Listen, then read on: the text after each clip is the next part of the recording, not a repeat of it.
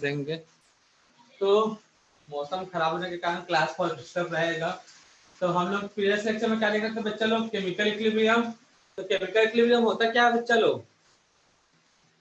Sir chemical reactions means reactant product में change होता है, प्रोडक्ट रिएक्टेंट में, ये प्रोसेस चलती जाती है। रिएक्टेंट मतलब आर चेंज होगा किसमें? सब प्रोडक्ट। क्लियर हो गया। क्या बच्चा?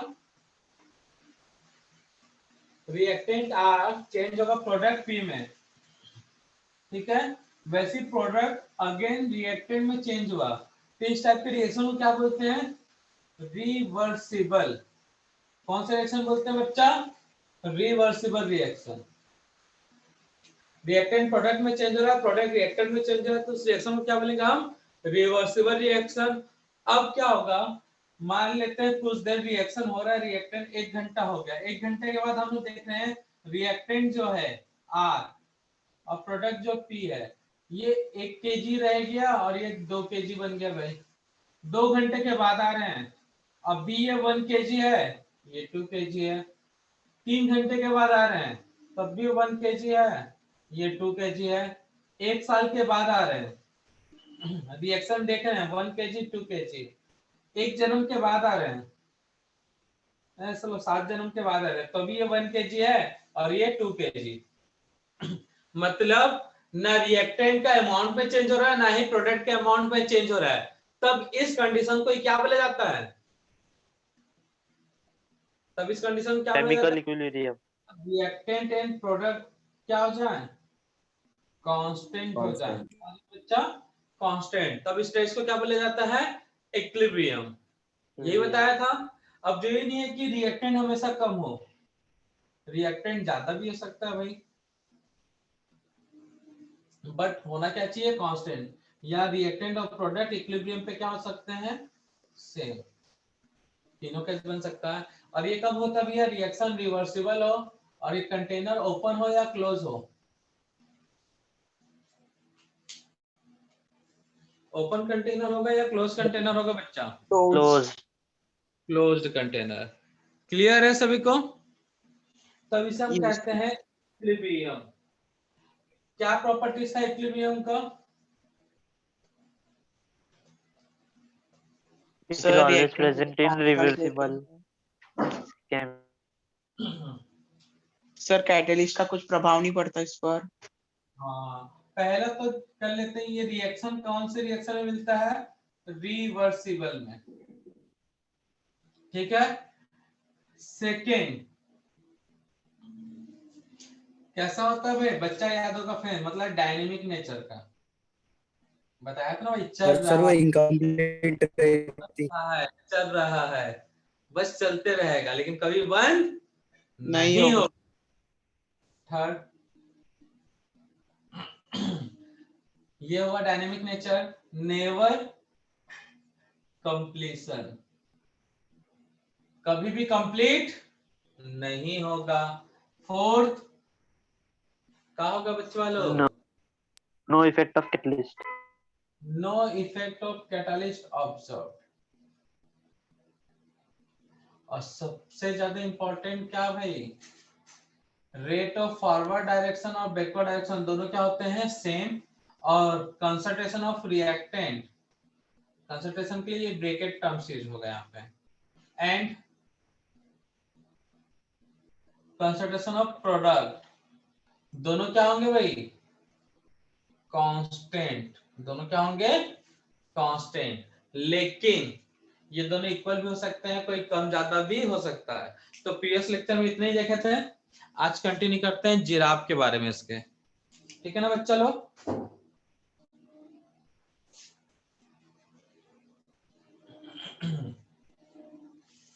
तो आवाज सबको क्लियर है ना बच्चा? किसी को दिक्कत तो Yes, sir. थोड़ा सा सब पे किया करो, हो जाता है भाई। ग्राफ हेडिंग नोट का, ग्राफ ऑफ केमिकल रिएक्शन। ज्यादा दिक्कत होगा तो क्लास ऐसे बंद कर देंगे, उसमें क्या है? तुम्हारी खुशी से बढ़ के थोड़ी हमारी खुशी है भाई। सर ये 11:40 को क्लास शुरू हुई तो फिर 12:40 तक रहेंगे कि 12:15 तक? 12:40 क्यों, क्या हुआ? ज्यादा टाइम हो गया क्या? ग्राफ ऑफ केमिकल इक्विलिब्रियम, ठीक है ना भाई। तो फर्स्ट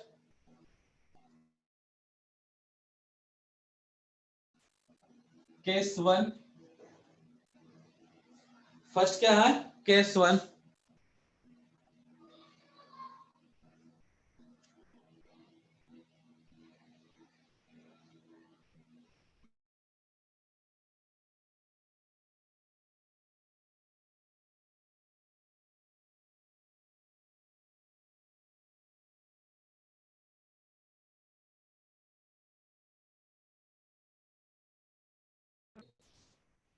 पहला ग्राफ देखते हैं concentration versus time. Sir board फिर से ब्लर हो गया। ठीक हो जाएगा बच्चा।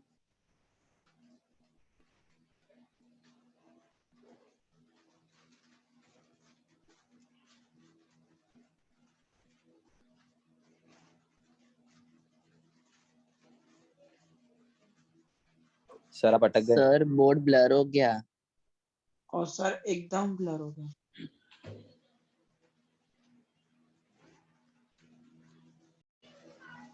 हाँ तो हम लोग ग्राफ देख रहे हैं कंसंट्रेशन वर्सेस टाइम का, कंसंट्रेशन वर्सेस किसका, टाइम का। तो देखो बच्चा लोग,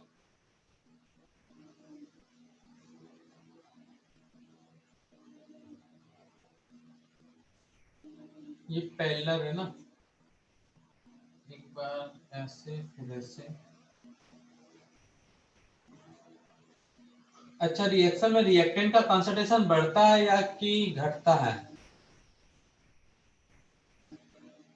रिएक्शन में रिएक्टेंट कंसंट्रेशन इंक्रीज होगा और डिक्रीज होगा, डिक्रीज, और प्रोडक्ट का इंक्रीज।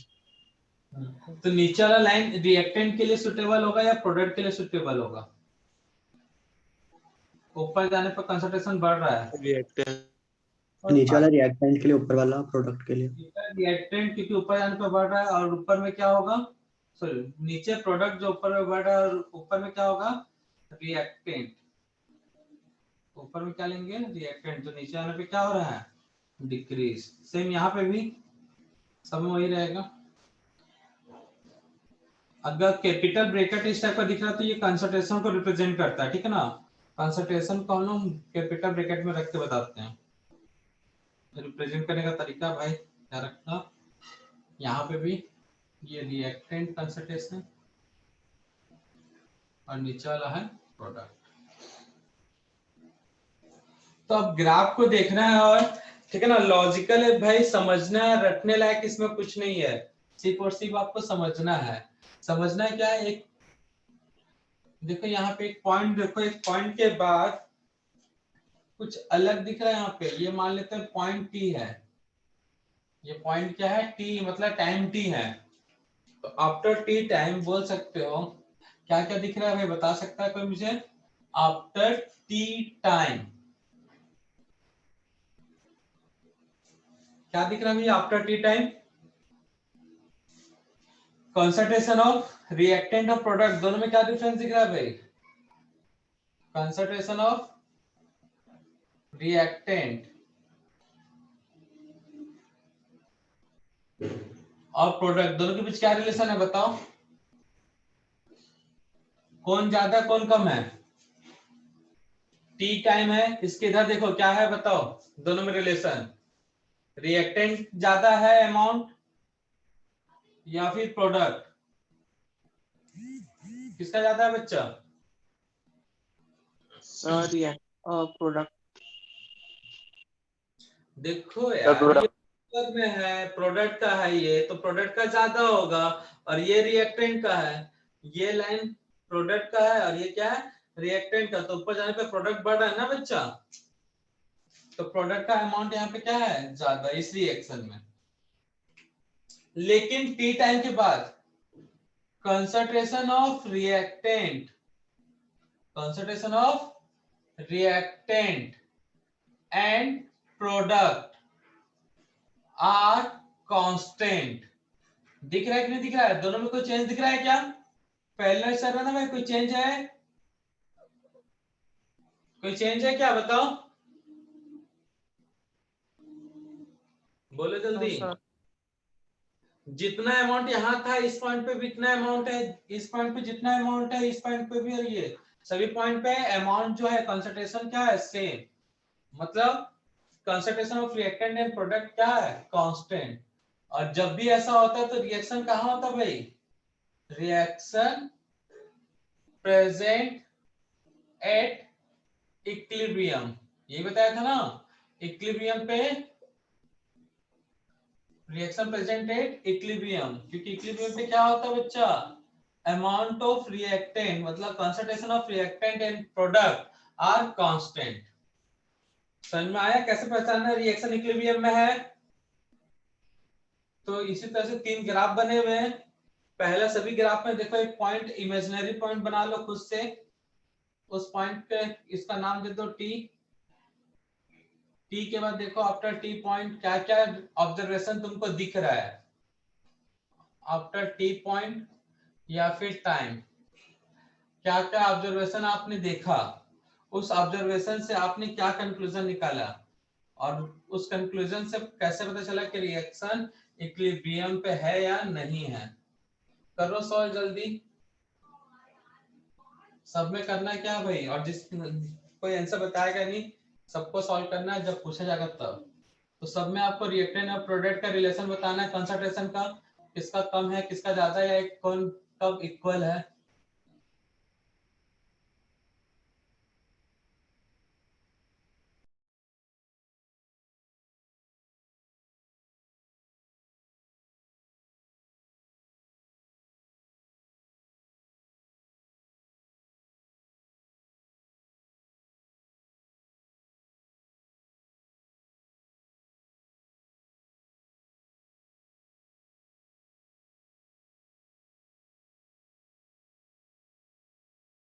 हेलो सर, आपको आवाज आ रही?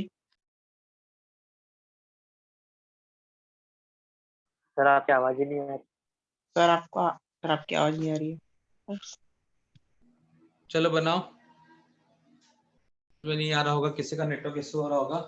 तो रिएक्टेंट एंड प्रोडक्ट दोनों के बीच क्या रिलेशन है, रिएक्टेंट देखो ऊपर में है, प्रोडक्ट वाला लाइन नीचे में, मतलब रिएक्टेंट ज्यादा है कंसंट्रेशन प्रोडक्ट से। लेकिन टाइम टी के बाद इनके लाइन में कोई चेंज नहीं हो, ना ही अप हो रहा है लाइन में, ना ही अप हो रहा है ना ही डाउन, मतलब concentration of reactant and product constant. Are constant. और किसी का माइक ऑन हो रहा था बार बार, तो बंद कर लेना।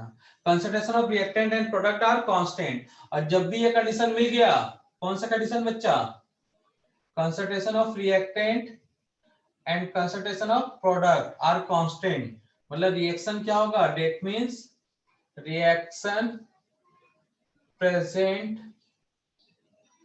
Eight equilibrium. ठीक है ना भाई। अब यहां पे देखते हैं रिएक्टेंट का कंसंट्रेशन और प्रोडक्ट का कंसंट्रेशन दोनों का क्या है भाई, इक्वल, और एक टाइम टीज है, इसके बाद concentration of reactant and product are constant. तो जब भी ये कांस्टेंट वाला टर्म्स आ गया किसके टर्म्स में, रिएक्टेंट और प्रोडक्ट के टर्म्स में, मतलब क्या है, रिएक्शन प्रेजेंट एट इक्विलिब्रियम। तो तीनों ग्राफ किसको रिप्रेजेंट कर रहे हैं बच्चा, इक्विलिब्रियम को रिप्रेजेंट कर रहे हैं। किसको रिप्रेजेंट कर रहे हैं, इक्विलिब्रियम को। करो नोट डाउन। तो पहला ग्राफ था रिएक्टेंट कंसंट्रेशन या प्रोडक्ट बोल सकते कंसंट्रेशन वर्सेस टाइम। ठीक है ना। तो इसमें देखना इक्वल हो, ग्रेटर देन हो, लेस देन, उससे कोई फर्क नहीं पड़ता। फर्क किससे पड़ता है, बस एक पॉइंट से, क्या आना चाहिए, concentration of reactant and concentration of product और कांस्टेंट। अगर ये है तो इक्विलिब्रियम है, ये नहीं है तो इक्विलिब्रियम नहीं है, कंसंट्रेशन के टर्म पे। अब देखते हैं रेट के टर्म पर। तो रेट वर्सेस टाइम, तो आफ्टर टी टाइम देखो यहाँ पे रेट, आर एफ मतलब rate of forward direction, R B मतलब रेट ऑफ बैकवर्ड डायरेक्शन। तो यहाँ बताओ रेट फॉरवर्ड डायरेक्शन और बैकवर्ड डायरेक्शन में कौन ज्यादा है भाई, या दोनों सर सेम है, बैकवर्ड। बैकवर्ड का रेट ज्यादा है, फॉरवर्ड का कम है। दोनों कांस्टेंट है क्या, यस सर कांस्टेंट है। टाइम के बाद कांस्टेंट लिखे हैं दोनों। तो भैया रेट ऑफ फॉरवर्ड और बैकवर्ड दोनों अलग अलग हैं, बट रेट कांस्टेंट है, तो इक्विलिब्रियम हो सकता है क्या? इक्विलिब्रियम का मेन क्राइटेरिया क्या नो है? सर इक्वल होना। दोनों क्या होना चाहिए? सेम।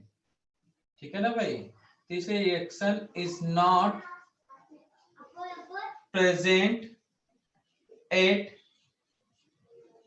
इक्विलिब्रियम। ठीक है ना? तो वैसे ही आपको यहाँ पे सब में देखना है, ए वाला हो गया, ये बी ग्राफ, ये सी ग्राफ। ठीक है ना भाई? कंसंट्रेशन टाइप का यहाँ पे देखना इक्वल है कि नहीं है, यहाँ पे इक्वल है कि नहीं, तो इक्वल है तो इक्विलिब्रियम, नहीं है तो इक्विलिब्रियम नहीं होगा। जल्दी से नोट डाउन करो और सॉल्व करो। तो सेकंड वाले में देखो, rate of forward direction backward direction में कौन सा ज्यादा है भाई? फॉरवर्ड का ज्यादा है, बैकवर्ड। और यहाँ पे दोनों सेम है, ये भी कांस्टेंट है और ये भी क्या है? कांस्टेंट। तो कांस्टेंट होने से इक्विलिब्रियम आता है कि इक्वल होने से इक्विलिब्रियम आता है? सर इक्वल होने से। इक्वल होने से। एक इक्विलिब्रियम मतलब सेकंड वाला इक्विलिब्रियम को रिप्रेजेंट नहीं करेगा। यहाँ पे ये दोनों सेम है और कांस्टेंट भी है, अच्छी बात है कांस्टेंट है तो, बट हमारा मेन क्राइटेरिया क्या है? इक्वल। Sir equal. तो इज प्रेजेंट एट इक्विलिब्रियम।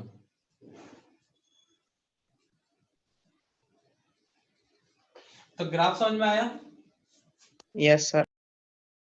कोई तो डिफिकल्ट टाइप का ग्राफ तो नहीं है ना बच्चा, कि एक आध जन्म लगता है समझने में?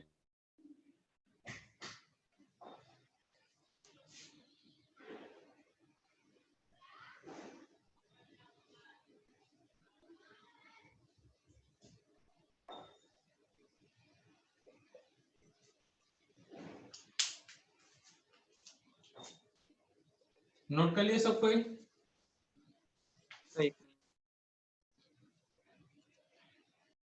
Which is correct representation of equilibrium? Which is correct representation of equilibrium of given chemical reaction? Which is correct representation of equilibrium at given, for given chemical reaction? For given chemical reaction. Answer देख।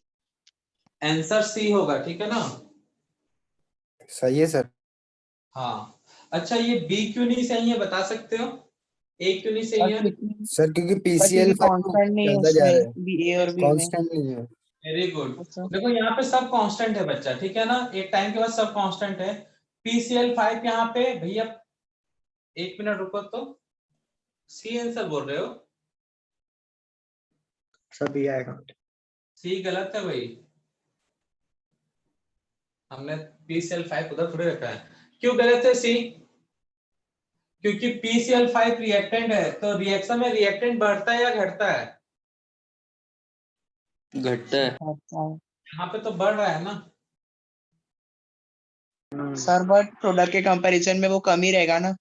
नहीं ऐसा थोड़ी बोला मैंने, बोला equilibrium पे reactant बड़ा भी हो सकता है प्रोडक्ट से, छोटा भी हो सकता है प्रोडक्ट से, और कम भी, इक्वल भी हो सकता है। तीनों कंडीशन हो सकता है ना। बताया कि नहीं बताया? हाँ सर। ओके, ये सी गलत है भाई। ए और बी में कौन करेक्ट होगा और क्यों? ए। B sir. ए ए में PCl5 कम होना चाहिए, यहाँ पे PCl5 बढ़ रहा है, तो आंसर कौन सा होगा? ए। क्लियर है?